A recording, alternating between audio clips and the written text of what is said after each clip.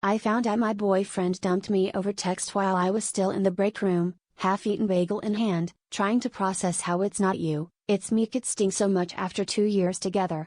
I called him, but he didn't answer, and by the time my shift started, I was convinced I'd never see him again. So when he walked into the restaurant the very next day, holding a bouquet of roses and wearing the same shirt he wore the night we met, my heart stopped. Only, he wasn't alone. My boss, the one who'd always given me extra shifts and smiled a little too long, was hanging on his arm, laughing like they were in on some private joke. They sat in my section. I had to serve them, face burning as my ex slid the flowers across the table to her. She picked them up, twirling the stems, not even pretending to be embarrassed. My hands shook as I poured their wine, and I caught my boss's eyes. She didn't look away.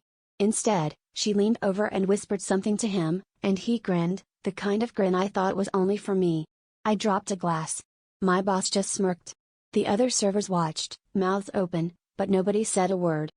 By the end of the night, I learned they'd been seeing each other for months, right under my nose, during late nights at work for her and guys' nights for him.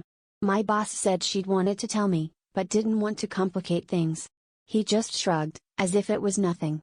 I felt like I'd been set up, both of them stringing me along until they were ready to go public, making my heart break into their spectacle. The humiliation was so complete, I almost laughed. I quit that night, right there in front of the two of them, but the twist is, I realized I wasn't just angry at them, I was furious at myself for ignoring every red flag because I was afraid of being alone. I walked out into the cold, jobless and single, and for the first time in years, I felt the sick relief of having no one left to betray me but myself.